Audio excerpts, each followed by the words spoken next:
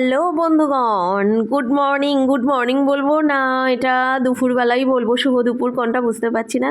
তো যাই হোক, মানে সকাল আর দুপুরের মাঝামাঝি সময়ে চলে গেছিলাম হচ্ছে আমাদের নার্সারিতে। এই নার্সারিটা হচ্ছে আমাদের যে রাজার বাড়ি, কৃষ্ণচন্দ্র রাজা কৃষ্ণনগরের, তার বাড়ির মানে এটা ভেতরেই বলতে পারো।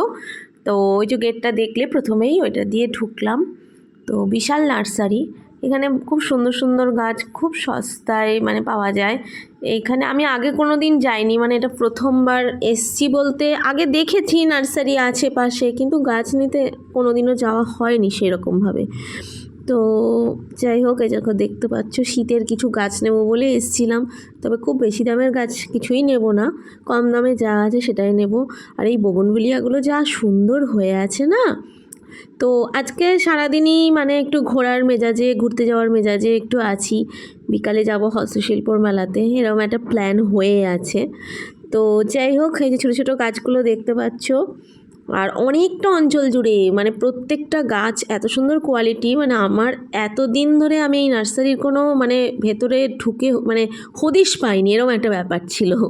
তো যাই হোক, এই যে দেখো আবার এই যে এখানে গোলাপের ইয়েতে এসেছি, গোলাপগুলো দারুণ, কিন্তু এতটাই রিজনেবল প্রাইস ছিল যে মানে কোনটা ছেড়ে কোনটা নেবো এরকম একটা মানে ভাবনা মাথার মধ্যে ঘুরছে, যে মনে হচ্ছে সবই তুলে নিয়ে যাই, এতটাই কম। অন্য নার্সারিতে যেরকম মানে এত দাম থাকে, কিন্তু আমি এখানে এসে দেখলাম মানে সব কিছু মানে অনেক মার্কেট প্রাইস কম, ভালো মতনই কম।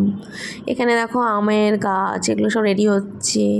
তো ওইদিকে আর গেলাম না, ওইদিকে মানে আর কোনো গাছ টাছ নেই সেরকম, ফলের গাছ। আর এই দেখো এখানে মাছি গাঁদা দেখছিলাম, মাছি গাঁদাটাও খুব ভাল লাগে। তবে শীতের অনেকটাই দেরিতে আমি গাছ নিতে গেছি, কারণ শীতে সেরকম লাগাবো বলে কিছু প্ল্যান করিনি, তো হঠাৎই একটু মানে মন হলো তাই গেছিলাম। তো মাছি গাঁদায় যে গাছগুলো সব বেছে বেছে নিচ্ছি, প্রত্যেকটা গাছ, এগুলো সাদা প্যাকেটে যেগুলো এগুলো 20 টাকা, আর যেগুলো কালো প্যাকেটে আছে সেগুলো 10 টাকা। তো আমি পিটুনিয়াটা নেব বলে ভাবছিলাম, তারপরে আর নেওয়া হয়নি। ওই কটা গাঁদা গাছ নিয়ে আর একটা চন্দ্রমল্লিকা নিয়ে চলে এসেছি। তো তারপরে এই যে ঘুরতে যাব, মেলায় যাব, হস্তশিল্প মেলায়, তার জন্য একটু রেডি টেডি হয়ে নিয়ে চলে এসেছি দেখো মেলাতে। আর মেলাতে এত সুন্দর সুন্দর জিনিস, সকালবেলা রোদের মধ্যে ঘুরেছি দিয়ে একটু মাথাটা ধরেই গেছিলো। প্রথমে ভাবছিলাম মেলায় যাব কি যাব না, ঠিক ছিল না। তারপর দেখলাম না, মেলায় একটু যাই, মনটাও রিফ্রেশ হবে। তো ভিডিওটা অনেক পুরনো, এডিট করতে মানে টাইম লেগে গেল, সংসারের কাজের চাপে আমার আর এডিট করা হয় না। তো এই যে দেখো, তো এটা হচ্ছে পৃথা, আমার বোনের বান্ধবী, যে গপু সোনাকে নিয়ে গেছে। কি কিউট না, তোমরা কিন্তু কমেন্ট করে জানিও, গপুটা খুব সুন্দর, খুব মিষ্টি। তো ওই যে বনু, ওর বান্ধবী আর আমি 3 জন মিলে গেছিলাম।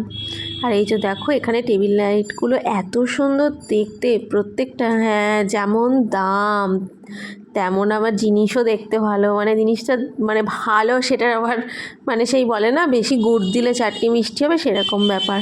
আর হাতের কাজগুলো সব অসাধারণ। আমরা গেছিলাম লাস্ট দিন, অবশ্য এটাই শেষ দিন।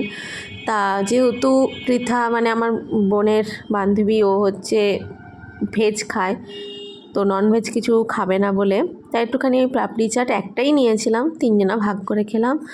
আর এই যে দেখো ও একটা একতারা কিনলো, এখানে একতারার দাম প্রচুর বলছে, তো একটু কম দামে পেয়ে গেল লাস্ট দিন তো। আর এই যে বাড়ি ফেরার পথে তারপর ও আবার হাই করছে, বলছে বাড়ির জন্য নিয়ে যাব বাদাম। এই দেখো বাদাম দেখাচ্ছে। তো যাই হোক, এই যে বাদাম টাদাম নিয়ে এবার বাড়ি ফেরার পালা। আর এই যে গপু সোনা শীত করছে বলে সোয়েটার